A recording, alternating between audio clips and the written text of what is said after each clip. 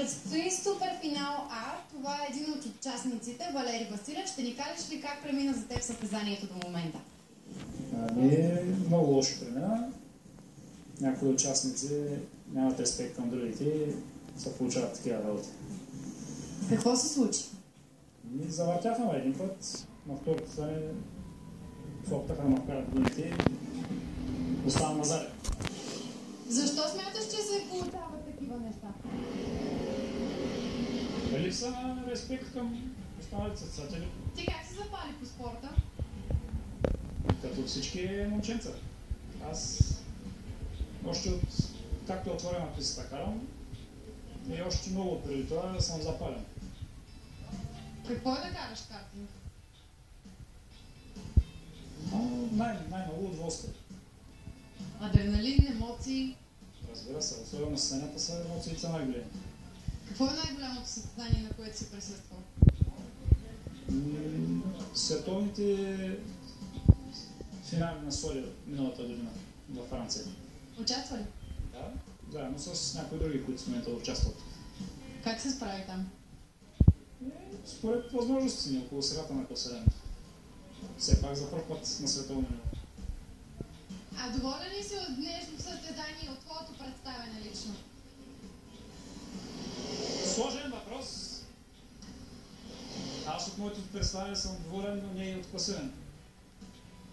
Имаш още време да промениш резултата. Готов ли си? Разбира се, винаги. Какво смяташ, как е сцеплението на пистата? Добре ли е за тези атмосферни условия? Идеално са условията. Изцеплението е идеално, няма хлъзгане. Някои състезатели се оплакаха от прах. Не мога да ги коментирам. Такова нищо не съм забелязал. За теб всичко е идеално? Да, тези времената показват, че условията са много добри. Ако не е идеално, много добри. Как беше жребия за теб? Получаваше ли добри картинги? Нормални, доста. Почти равностойни са картовете. С малки разлики, но нормално. За някои от състезателите това е от изключителна важност. Ти смяташ ли, че с лош карт ще можеш да се справиш и да станеш на първо място, например? На първо не, понеже конкуренцията е много голяма, но средата на класирането, макар и с лошо, може. Удоволствие ли е да караш картинг с приятели тук? Разбира се, най-голямото удоволствие. Когато караш с хора, които се виждат всеки път и с които си имаш уважението, е най-голямото удоволствие. Съответно, когато има някой, който дойде да развали състезанието на другите, дори се стига до разочарование. Има някои състезатели спрягат много разочаровани заради това. Но те нямат достатъчно опит, понеже с състезанията и с годините остава по-голяма част желание, отколкото т.е. удоволствие, отколкото желание да победиш. Кой е най-големият ти конкурент? Диан Костадинов. Той спазва ли фейерплея? Един от най-големите спортсмени. Съответно и затова е един от най-бързите. Ако не най-бързият. Ако не успееш да грабнеш някой от челните позиции, пожелаваш ли на него? Който си заслужил той. Който е достатъчно бърз, за него е победата. Стига да кара спортсменски. Състезателите правят обзор на събитията. Кой как е карал, как е постъпил в дадена ситуация, как е действал и каква тактика е използвал по трасето.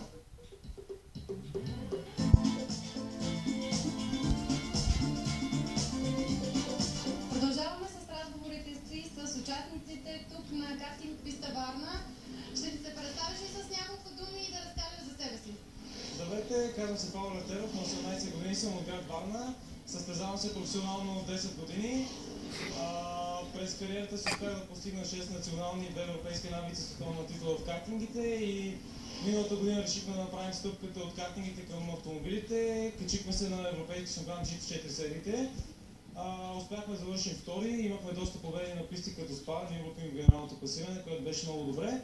И тази година бяхме одобрени от 3 формата, които бяха Porsche Carrera Cup, Audi TT, Lamborghini и Super Trofeo.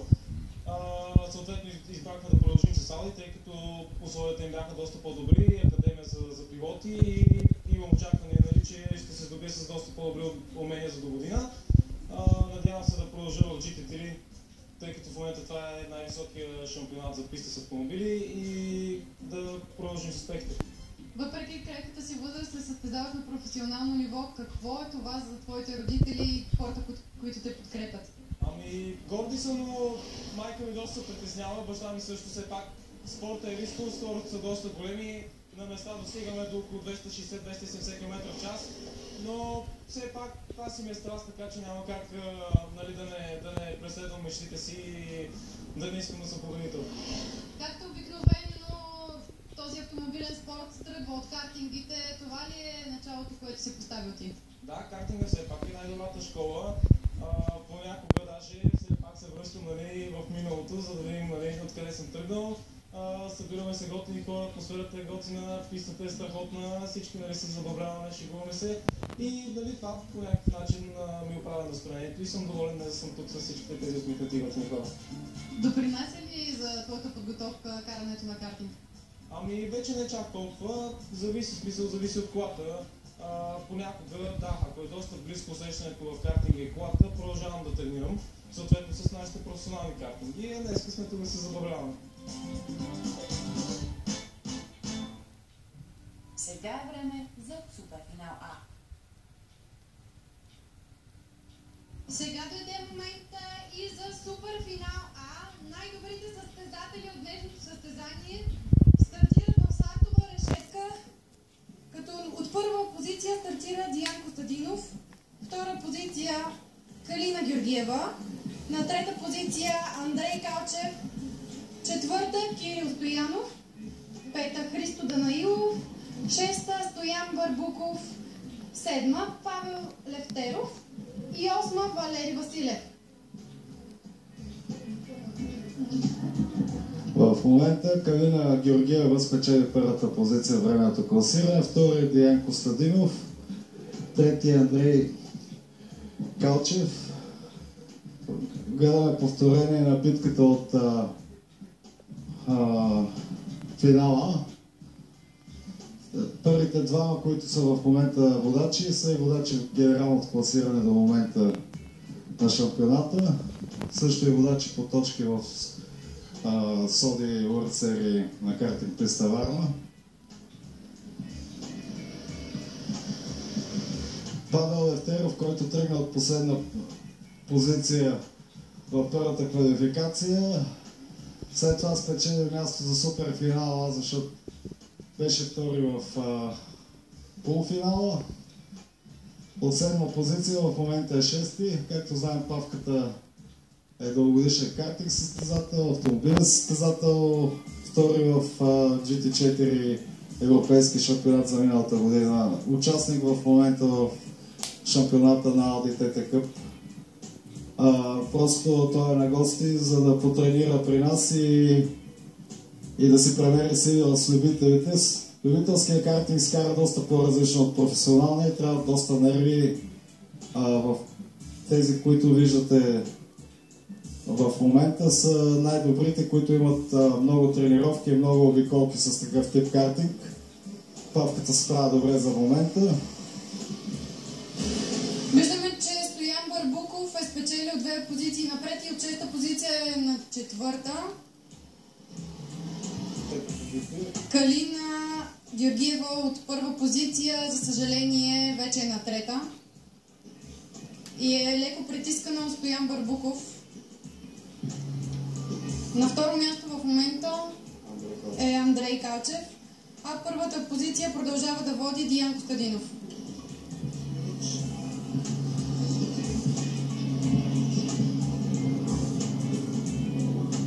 Има забавене по пистата. Последният състезател, който в момента...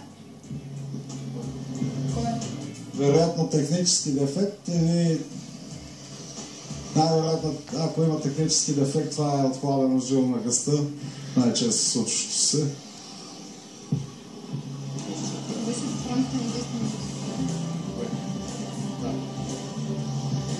Суперфинал А се провежда за максимален брой обиколки в рамките на 10 минути. Който успее да направи най-бърза обиколка, печели максимален брой точки.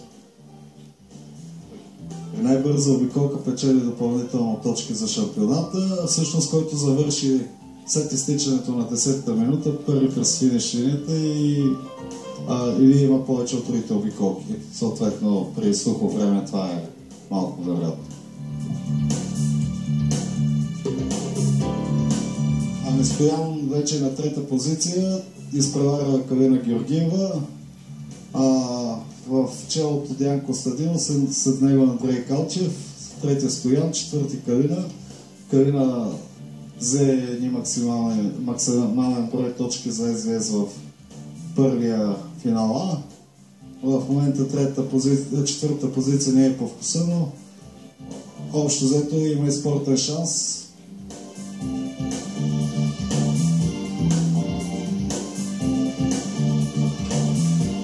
Борба между Валери Василев и Павел Левтеров. Павел запазва позицията, която за момента е пета.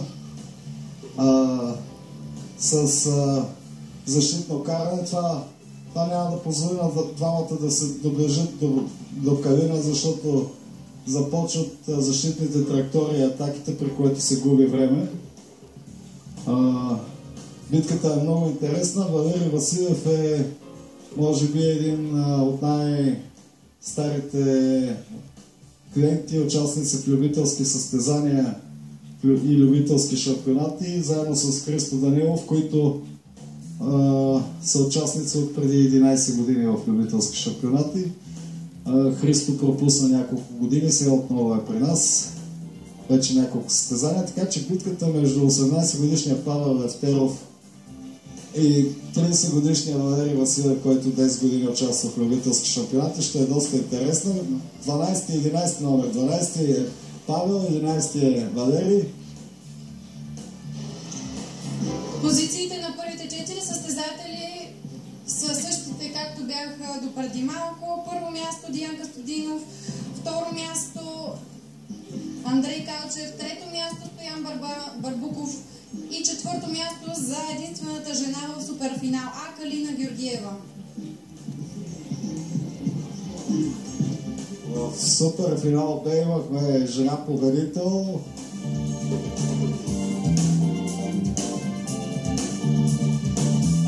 Радинела Костадинова, която също беше участник до миналата година в джуниорския клас до 14 години. Страхотен напредък показва на нашите шампионати, вече и при големите започва да се бори с най-добрите. Не стига сила все още и малко опит, но показва страхотни постижения. Картинг писта Варна е една от най-големите писти на Балканите, 1050 метра, с широчина на правата 12 метра, между 8 и 9 метра в останалите части. На нея любителите могат да изпробват 3 типа картинги. RX7, които наблюдавате в момента, с двигател Honda 200 кубика, 6,5 конски сили. Има определена норма на време, когато се покрие от съответния любител, получава право да пилотира по-горния клас GT5, Honda 9 конски сили, 270 кубика, 4-тактов двигател и вече най-високия клас, които са картингите са от 2 години при нас, Sony RX 250, 28 конски сили, там нещата са доста по-сериозни като скорост и затова съответно времето, което трябва да се постигне, за да се получи право да се пилотира съответно по-малко. Диан Костадинов води убедително, Стоян Барбуков е настигнал с номер 7 Андрей Калчев. Битката на първия завой за втората позиция. Стоян ще остане от вътрешната страна, не му стигна малко. Съответно трябва да кажем, че всички състезания има достатъчно съдии по пистата. Главният съдия е Аксел Коварик, той е един от най-запалените любители на картинг писта Варна, който съди за коректността и за Съответно за наказанията, последна обиколка, Стоян дали ще успее да атакува Андрей Калчев. Остават 3 завоя, като единственото място за успех е в този завой, който приближава левия завой. Излизането от него. Стоян успява... Не, няма да успее. Диан Костадинов финишира на първа позиция с карат номер 6. Андрей Калчев успя да запази втората позиция. Стоян Барбуков, който от 6-та позиция успя да се пребори за третото място. Следва Калина Георгиева, Валерий Василев, Павел Левтеров, Кирил Стоянов и на последната позиция поради технически дефект остана Христо Данилов.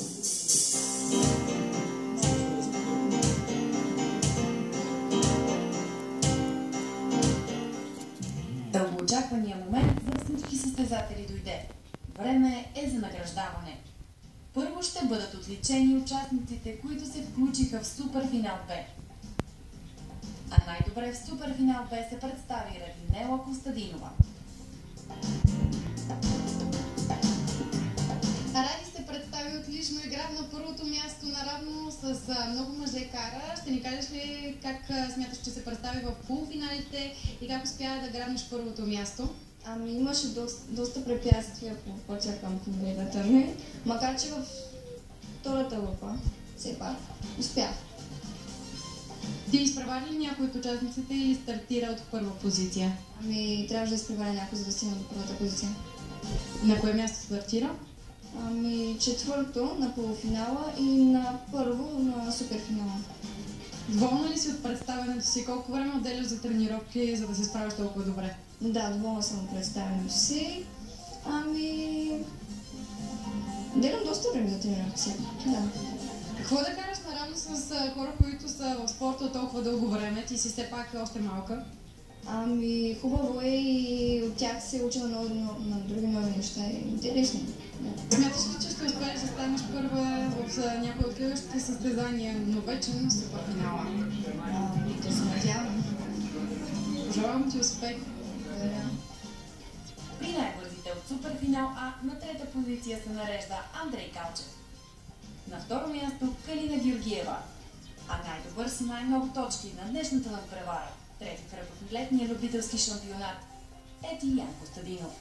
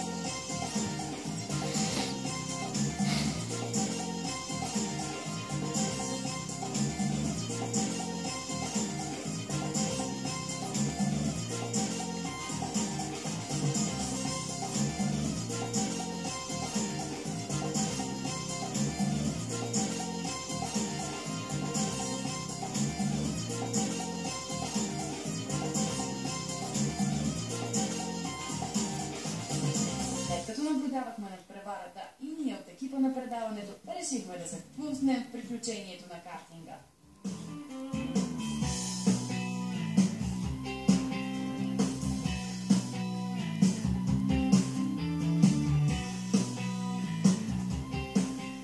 Насладихме се на третия кръг от летния любителски шампионат по картинг тук на писта Варна. Сега е време и ние да се позабавляваме с карането на писта.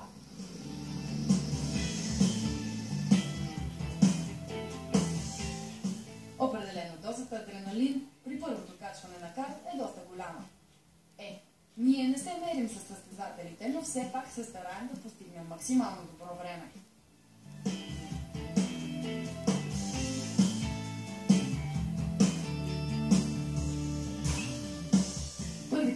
завойки човек просто опознава пистата и държанието на карта върху нея. След това се отпуска и започва да дава повече газ. Докато не се усетим вече много сигурни и започваме да изпробваме нови техники по завоите и различни забавни маневри.